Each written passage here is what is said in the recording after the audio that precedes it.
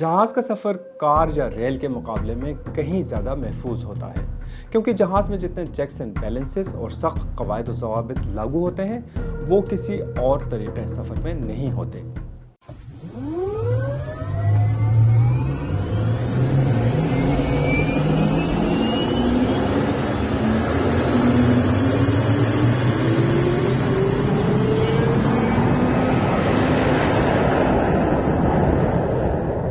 22 मई 2020 को कराची में PIA की परवाज़ PK8303 के हादसे में जहाज़ में सवार 97 अफराद जान से गए। ताहम जहाज़ में सवार 2 मुसाफिर मौजूदा तरीके से बच गए।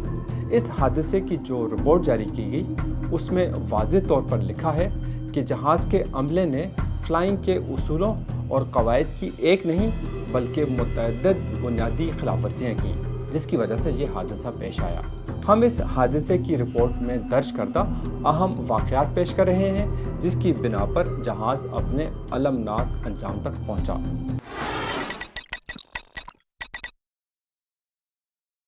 एयरबस A320 जहाज़ लाहौर के अल्लामा इकबाल एयरपोर्ट से कराची के लिए रवाना हुआ। ये तैयारा 2004 में बना था और तकरीबन 16 साल पुराना था। इसे 90 मिनट की परवाज़ के बाद कराची के जिन्नाह इंटरनेशनल एयरपोर्ट पर उतरना था। जहाज़ पर 91 मुसाफिर और अमले के 8 अरकान सवार थे। जहाज़ को कप्तान सज्जाद गुल उड़ा रहे थे, जबकि उनके मुआविन हवाबाज उस्मान आज़म थे। कप्तान सज्जाद गुल की उम्र 58 साल थी और उनका जहाज़ उड़ाने का 24 साल और 17,500 घंटों का तजुर्बा था।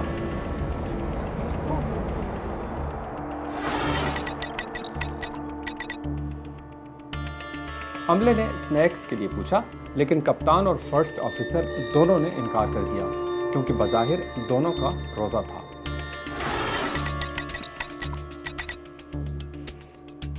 जहाज़ कराची एरिया कंट्रोल के हवाले हुआ।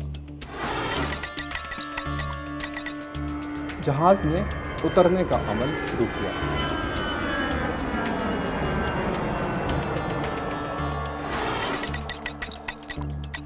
कंट्रोल ने जहाज से कहा कि वो 3000 फुट तक नीचे उतर जाए। We are comfortable now and we are out of 3,500 for 3,000 established ILS 25 left. Sir, we are established on ILS 25 left. So you are 5 miles from touchdown, it is passing 3,500. इसके बाद तैयारे और अप्रोच कंट्रोलर और area controller के दरमियान मुतअद्दिद बार राबिता हुआ, जिसमें controller pilots को बावर कराने की कोशिश करते रहे कि तैयारा 7,830 फुट की बुलंदी पर है और 3,000 फुट की मतलूबा बुलंदी से बहुत ऊपर है, जबकि पायलट्स कंट्रोलर को यकीन दिलाने की कोशिश करते रहे कि ऐसा नहीं है और सब कुछ ठीक हो जाएगा और वो तैयारे को आसानी से नीचे उतार लेंगे। जहाज़ की बुलंदी में कमी दूर करने के लिए पायलटों ने जहाज़ का अगला हिस्सा बिल्कुल नीचे कर दिया और वो नोज डाइव की हालत में चला गया। इस दौरान किसी वजह से पायलटों ने जहाज़ का लैंडिंग गियर भी नीचे नहीं किया, यानी जहाज़ के टायर नहीं खुले।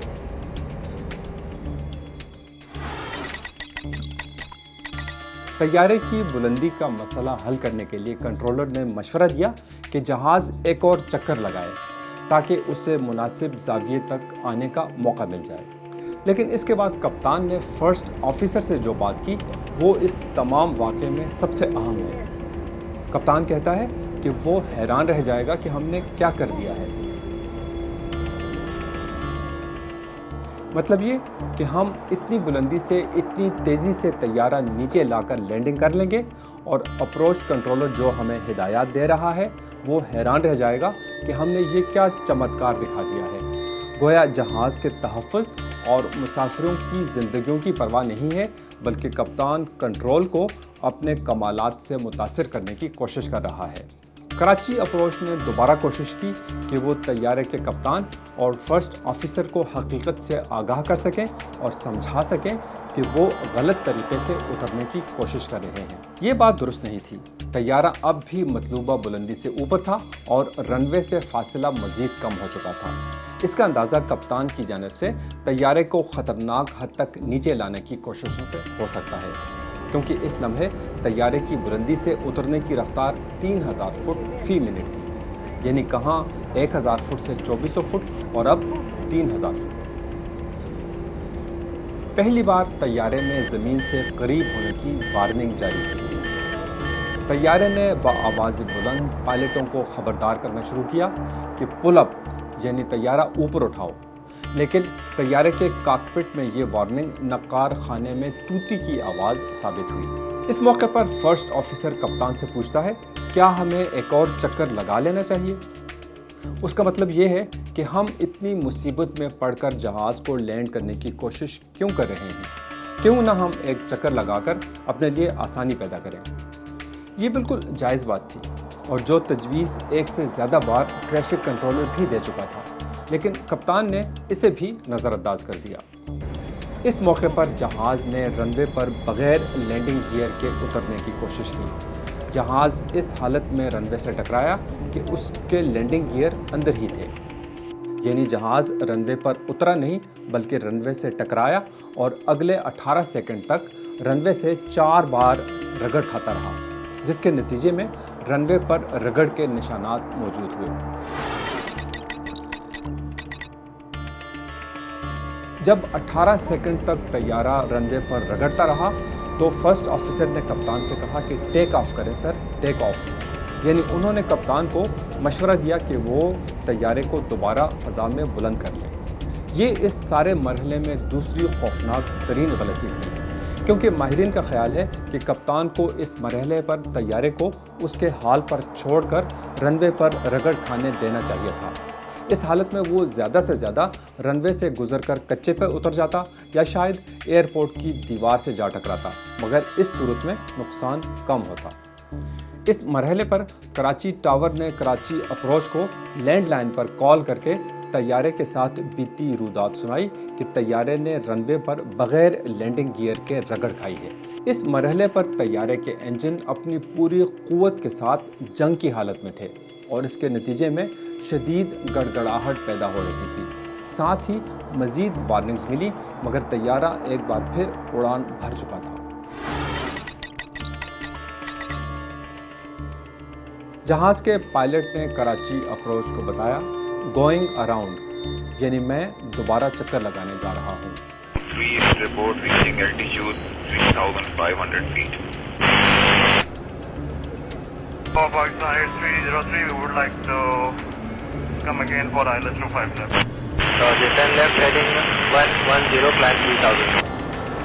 Left heading confirm, From left heading 110, climb 3000. 110, climb 3000, Pakistan Air 303. Karachi tower نے اس مرحلے پر ایئرپورٹ پر فل سکیل ہنگامی حالت نافذ کر دی۔ جب طیارہ دوبارہ فضا میں بلند ہوا تو اس کے دونوں انجن 94% کارکردگی پر چل رہے تھے، لیکن دونوں انجنوں میں تیل کی مقدار کم ہونا شروع ہوئی۔ انجن نمبر 1 میں تیل 16 کوارٹ سے کم ہو کر 4 کوارٹ رہ گیا، جبکہ انجن نمبر 2 میں 15 کوارٹ سے کم ہو کر 5 کوارٹ رہ گیا، اور یہ سارا کام 1 منٹ سے بھی کم دورانیے میں ہوا۔ اس کا مطلب یہ ہے کہ طیارے کے انجن کی رگڑ کے نتیجے میں انجن کا تیل 3/4 حصہ لیک کر چکا تھا، اور کچھ ہی دیر بعد آئل لو پریشر وارننگ جاری ہو گئی۔ اس کے بعد جہاز نے دوبارہ رن وے پر اترنے کی اجازت لی، جس کا مطلب یہ ہے کہ طیارے کو رن وے کے ساتھ ساتھ چکر لگا کر واپس اسی مقام پر لینڈ کرنا تھا جہاں سے وہ پہلے اترنے کی ناکام کوشش کر چکا تھا۔ اس موقع پر طیارہ بائیں جانب مڑا اور 3000 فٹ کی بلندی پر آ گیا۔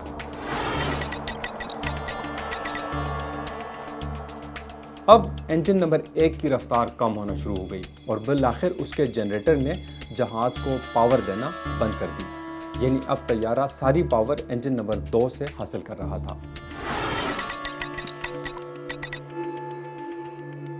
2 بار متعدد سسٹمز کی وارننگ جاری ہوئی اور کپتان نے اسے بند کرنے کو کہا۔ اب کراچی اپروچ نے پوچھا، ریڈار دکھا رہا ہے کہ آپ 1800 فٹ کی بلندی پر پہنچ چکے ہیں اور مزید نیچے جا رہے ہیں۔ کپتان نے اس کا جواب دیا، کاپی، ہم بلندی برقرار رکھنے کی کوشش کر رہے ہیں۔ اس کے بعد سٹال وارننگ سنی گئی، جس پر فرسٹ آفیسر نے کپتان سے کہا کہ وہ رفتار بڑھائیں۔ کچھ دیر بعد فرسٹ آفیسر نے پھر کہا کہ وہ رفتار بڑھانا جاری رکھیں، جس پر کپتان نے جواب دیا کہ میں کیسے رفتار بڑھاؤں۔ ہوا بازوں نے بتایا کہ ہم ڈائریکٹ ڈیسینٹ جاری رکھیں گے کیونکہ ہم دونوں انجن کھو چکے ہیں۔ اس کا مطلب یہ ہے کہ دونوں انجن پرواز کو طاقت دینا بند کر چکے ہیں۔ اس لیے کپتان نے پوچھا تھا کہ میں رفتار کیسے بڑھاؤں۔ اسی دوران کراچی اپروچ نے ایک اور کال کی جس نے اس پرواز کے تابوت میں آخری کیل ٹھونک دی۔ کنٹرولر نے پوچھا، تصدیق کریں کہ آپ بیلی لینڈنگ کر رہے ہیں، یعنی کیا طیارہ بغیر لینڈنگ گیئر کے لینڈ کرے گا؟ جس پر فرسٹ آفیسر نے جواب دیا نیگیٹو، یعنی اس نے نفی میں جواب دیا۔ While proceeding that, sir, we have lost engines. Confirm you are carrying out belly landing. اس کے 3 سیکنڈ بعد کپتان نے فرسٹ آفیسر سے کہا کیبن کرو سے کہیں کہ وہ اپنی سیٹوں پر بیٹھ جائیں۔ 2 سیکنڈ بعد فرسٹ آفیسر نے کیبن کرو کو مخاطب کر کے کہا کہ کیبن کرو اپنے اسٹیشن پر لینڈنگ کے لیے تیار ہو کر بیٹھ جائیں۔ اسی لمحے طیارے کی بلندی 700 فٹ پر آ گئی اور یہ بائیں جانب یعنی رن وے کی طرف اپنا چکر پورا کرنے کے لیے مڑ رہا تھا۔ اس موقع پر کپتان نے ہنگامی کال مے ڈے دینا شروع کر دی۔ کراچی کنٹرول ٹاور نے دونوں رن وے لینڈنگ کے لیے دستیاب کروا دیے۔ Sir, Mayday, Pakistan 8303. Pakistan 8303, roger sir, both runways available to land.